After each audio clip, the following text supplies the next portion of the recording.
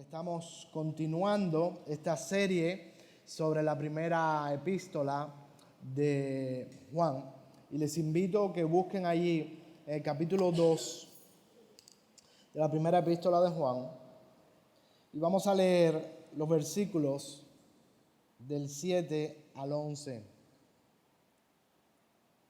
Voy a leer de la Nueva Versión Internacional. Primera de Juan, capítulo 2, versículos del 7 al 11. Dice así la palabra. Queridos hermanos, lo que les escribo no es un mandamiento nuevo, sino uno antiguo que han tenido desde el principio. Este mandamiento antiguo es el mensaje que ya oyeron. Por otra parte, lo que les escribo es un mandamiento nuevo, cuya verdad se manifiesta tanto en la vida de Cristo como en la de ustedes, porque la oscuridad se va desvaneciendo y ya brilla la luz verdadera. El que afirma que está en la luz pero odia a su hermano, todavía está en oscuridad.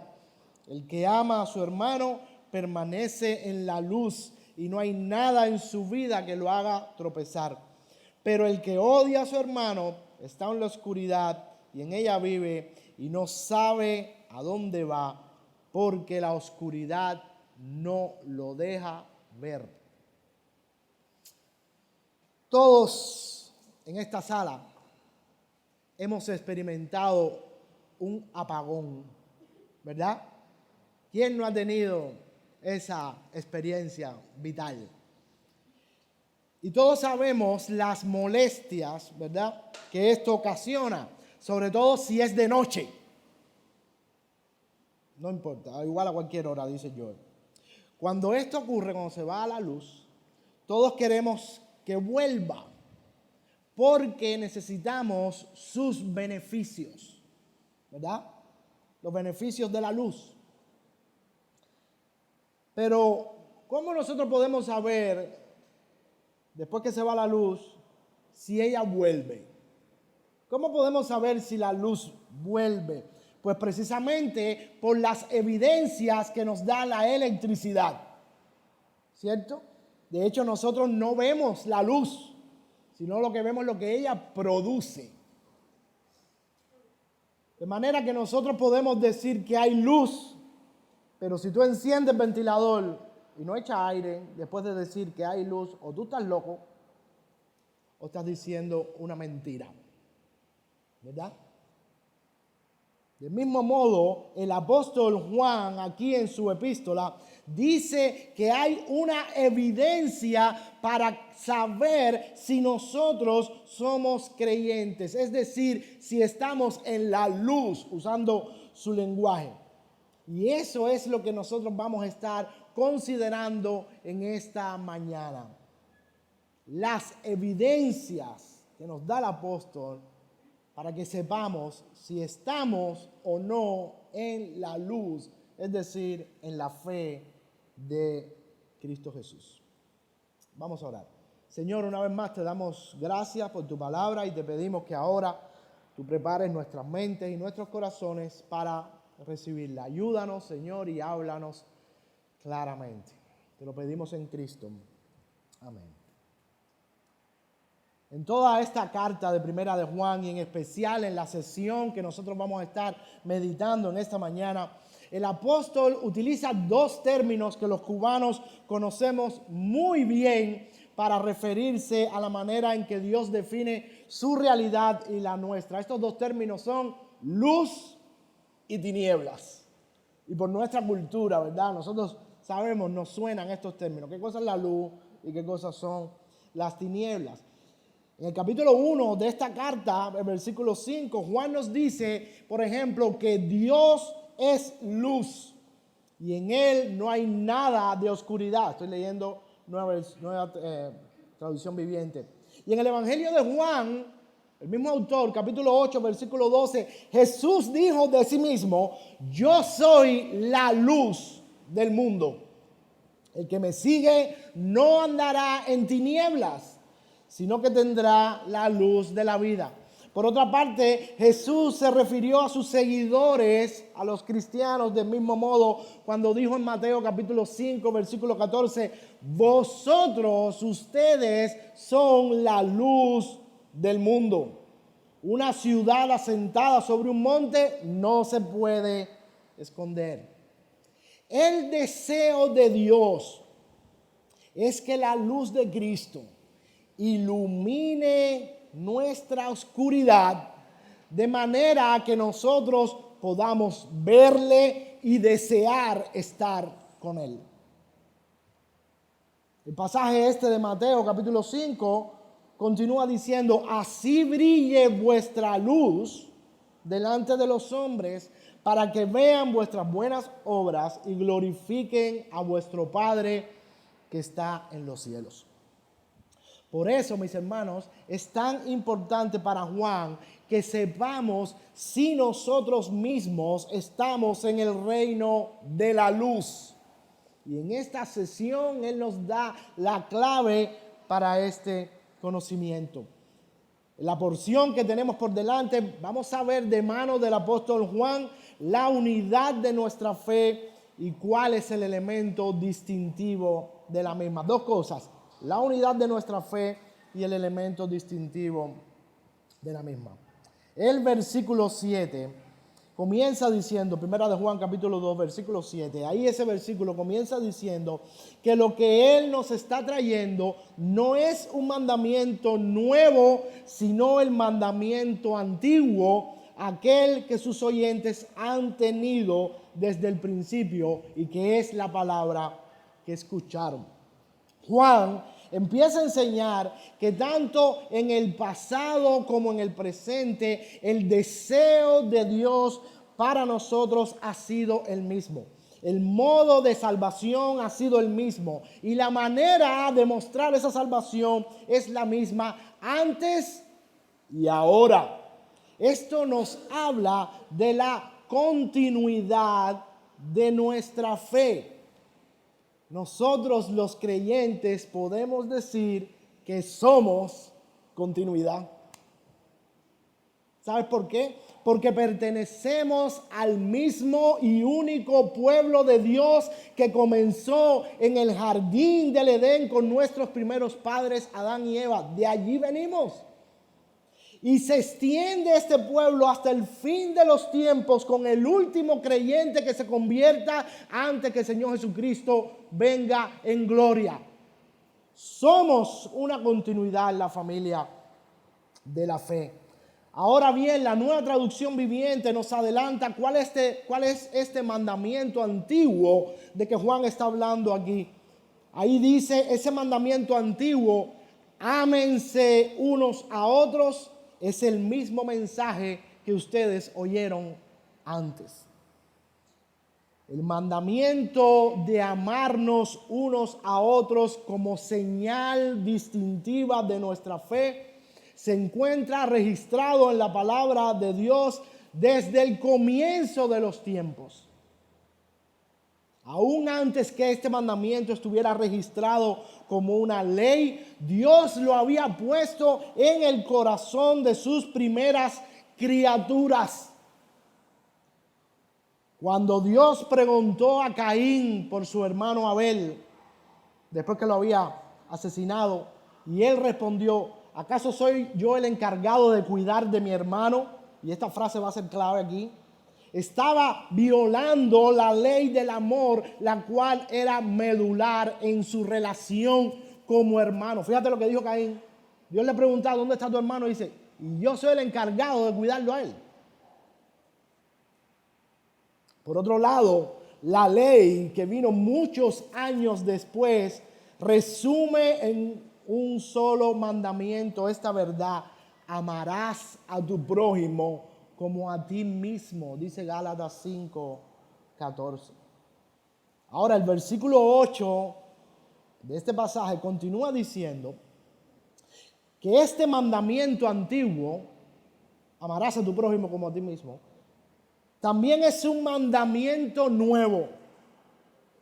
Aunque tiene muchos años, es lo que está queriendo decir, aunque este mandamiento es muy antiguo, tiene muchos años, hoy sigue siendo relevante para nosotros, porque según el texto, Cristo vivió la verdad de este mandamiento.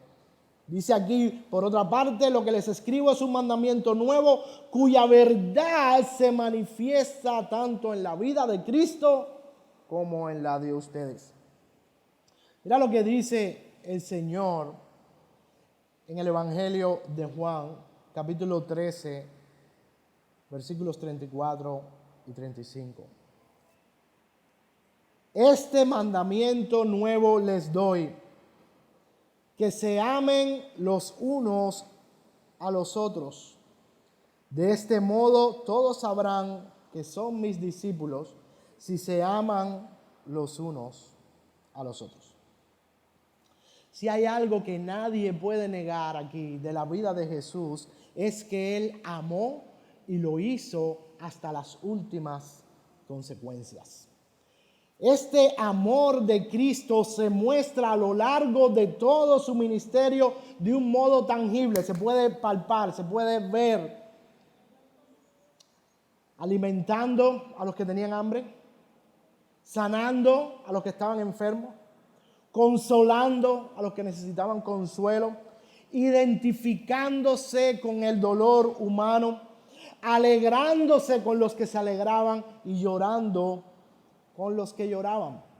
Y la muestra suprema del amor de Cristo está en la cruz del Calvario, salvando allí y perdonando a los que lo estaban asesinando, amándolos hasta el fin. El amor de Cristo, cuando hablamos del amor de Cristo, no estamos hablando de algo abstracto, de algo que no se puede palpar. El amor de Cristo no es un amor tampoco elitista o exclusivo, sino que es un amor real, horizontal e inclusivo, usando una palabrita que se usa mucho en estos tiempos, e inclusivo. Y esto Él lo hizo una y otra vez a lo largo de su vida hasta el fin. El Evangelio dice, sabiendo Jesús que su hora había llegado para que pasase de este mundo al Padre, como había amado a los suyos que estaban en el mundo, los amó hasta el fin.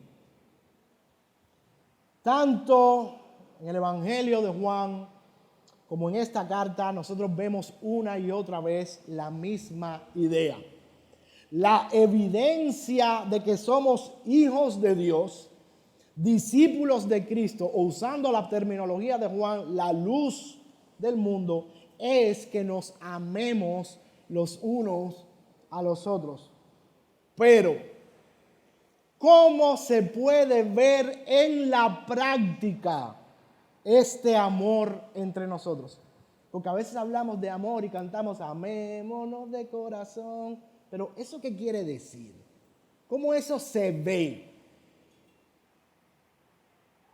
Bien, vamos a ver la evidencia de este amor. En el versículo 8, el apóstol continúa diciendo que no solo Jesús vivió esta verdad, sino que los creyentes también la viven, pues la oscuridad está desapareciendo y ya brilla la luz verdadera. Mis hermanos, el cristianismo llegó a la historia de la humanidad en un momento que no era muy diferente al nuestro ahora. A veces nosotros pensamos que esto es una historia antigua, de otro tiempo, que ya no tiene mucho que ver con nuestro tiempo, pero no. El cristianismo llegó a nuestra historia en un momento muy similar al que nosotros estamos viviendo. Para poner algunos ejemplos, en el Imperio Romano, el amor no era una virtud muy abundante. La vida y la dignidad de los seres humanos tampoco se tenía en mucha estima. Escuchen esto, en Roma, en los tiempos en que el cristianismo llegó, en Roma era perfectamente legal. Y esto nos va a dar una similitud con nuestros tiempos. En Roma era perfectamente legal que cuando una mujer daba a luz, el padre de la criatura tenía el derecho, lo que nosotros conocemos por patria potestad, de examinar al recién nacido en la plaza pública, en el Parque de la Fraternidad. Lo ponían en el suelo para que él ni lo tocara y con el pie él examinaba al niño.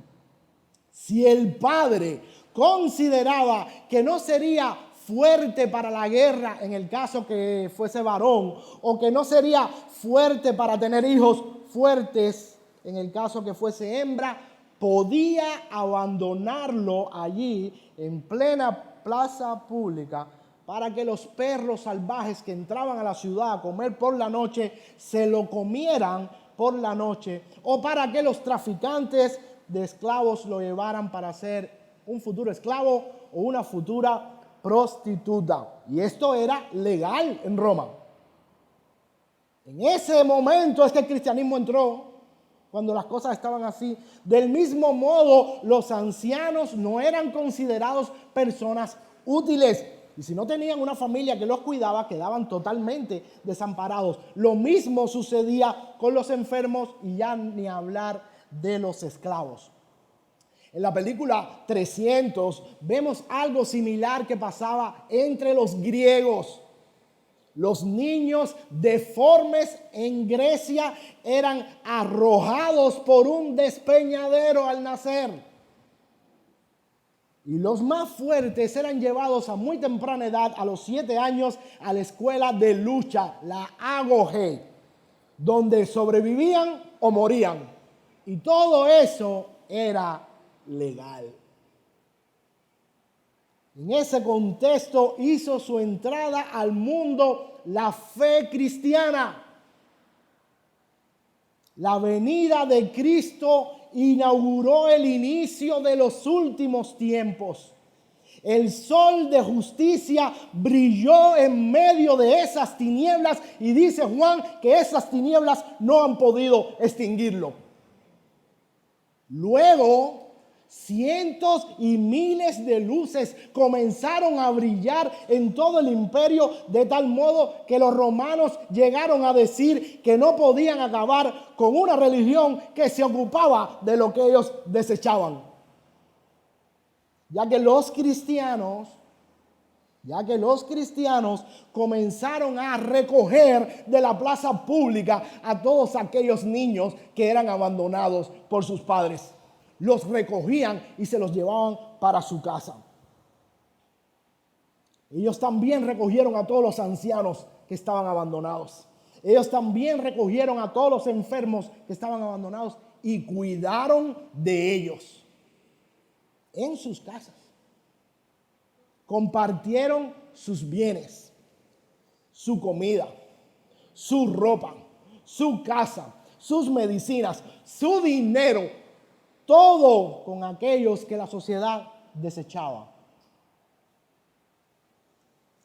Y de esta manera, ellos mostraron el amor de Dios al imperio romano. Y esa fue la marca de autenticidad de su fe.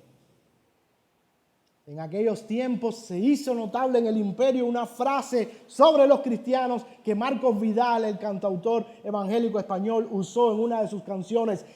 Se puso de moda esta frase: ved cómo se aman.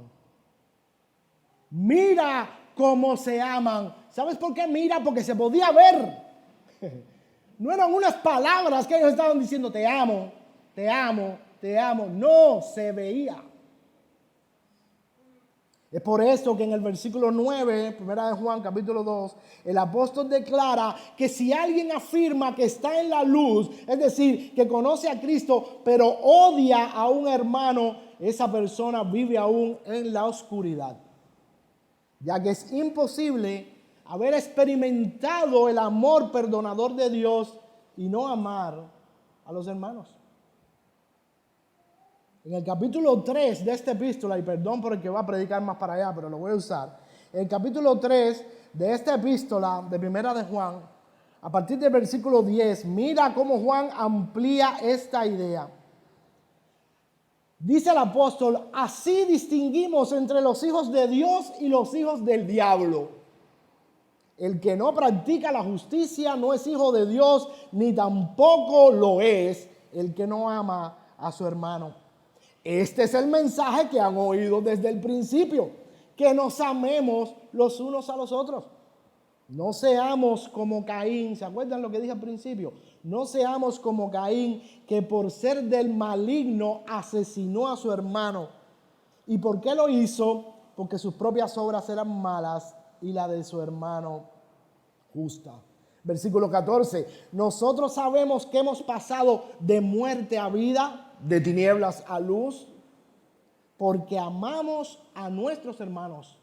El que no ama permanece en la muerte.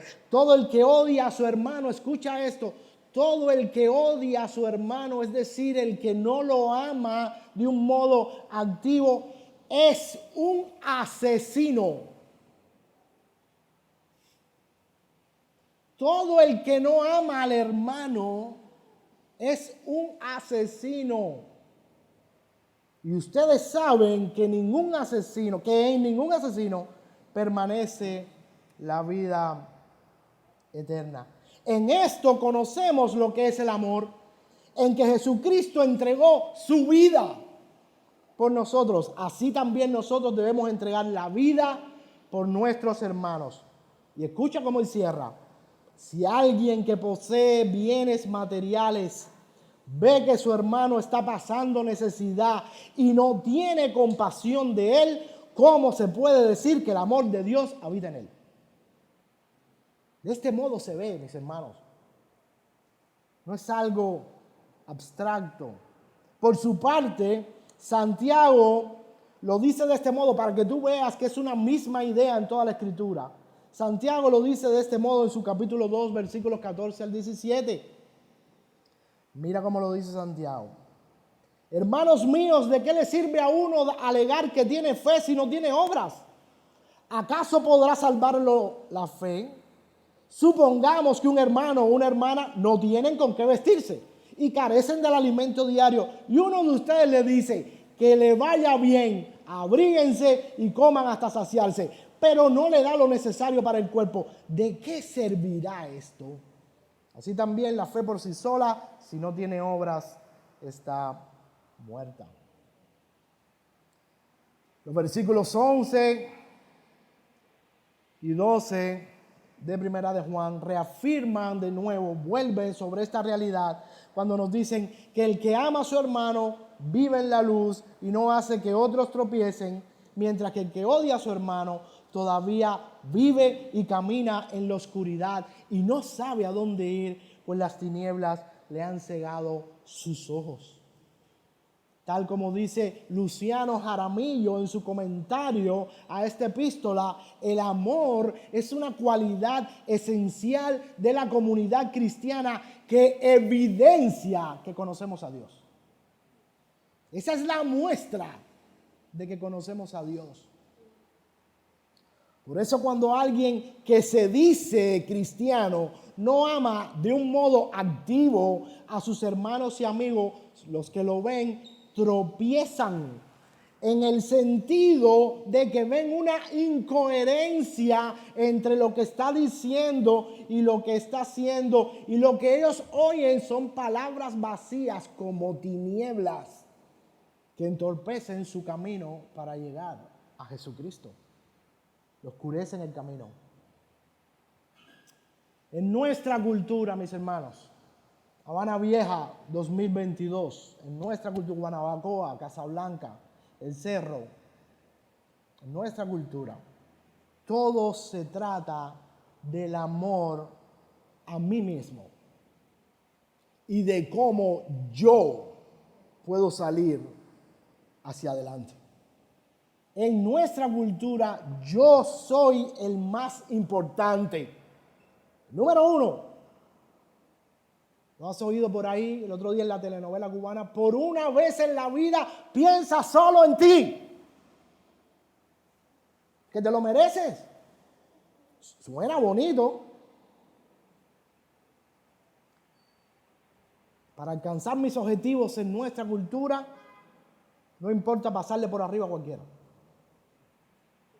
Ahora bien, en el Evangelio, el amor que muestra que estamos en la luz es un amor que dice: yo soy el encargado de cuidar a mi hermano.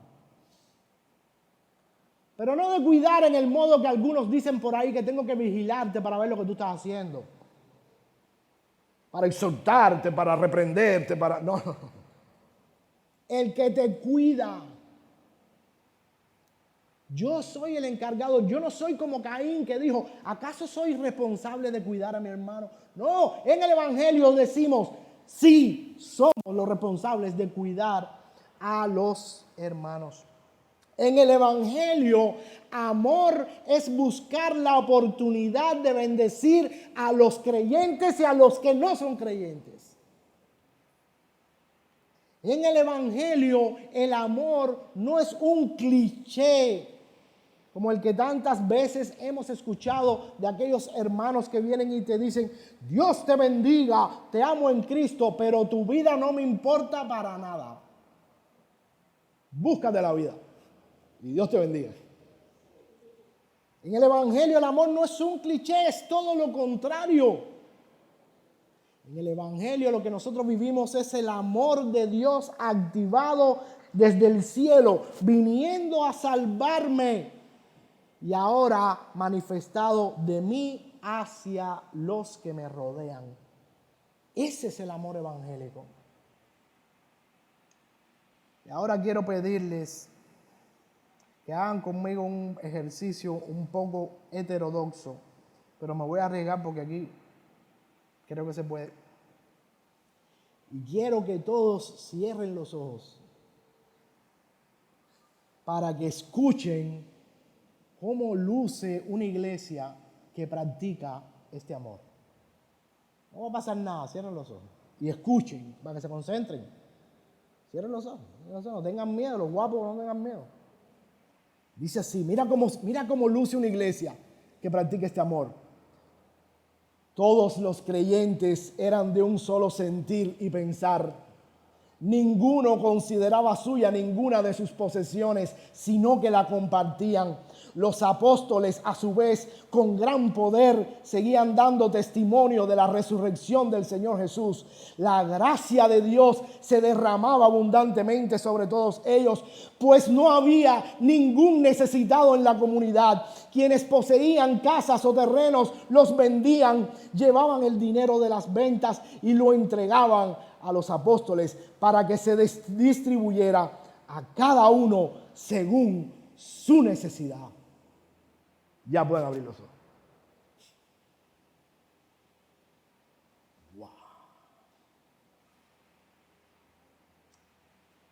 Definitivamente, mis hermanos, el amor es algo que se puede ver de una manera muy clara. Pero solo podremos ver el amor del que nos habla Juan en esta carta cuando las necesidades de los hermanos y de la comunidad sean suplidas por la familia de la fe. Ahí es cuando lo vamos a poder ver. Solo en una comunidad donde el amor activo se encarna, se podrán ver los cambios sociales que tanto necesitamos y anhelamos. No se trata de que otros hagan los cambios los tengo que hacer yo. Solo en una comunidad donde nos ocupemos los unos de los otros al 100%, de modo que ninguno tenga necesidad, veremos una iglesia floreciente y otras iglesias florecer por toda la ciudad del país. Recientemente escuchábamos una máxima del pastor Robert Guerrero, la cual decía que cuando alguien se acerca a él para decir, usando las palabras de Juan, que está en la luz, Robert Guerrero le dice: muéstrame cuántos pobres y necesitados hay en tu comunidad que han dejado de serlo mediante la puesta en práctica del amor evangelio. Enséñamelo para saber si de verdad estás en la luz. Es relativamente fácil imitar ciertas conductas o ciertas prácticas religiosas. Eso es fácil. Venir aquí y hacernos los cristianitos, eso es fácil. Eso se aprende.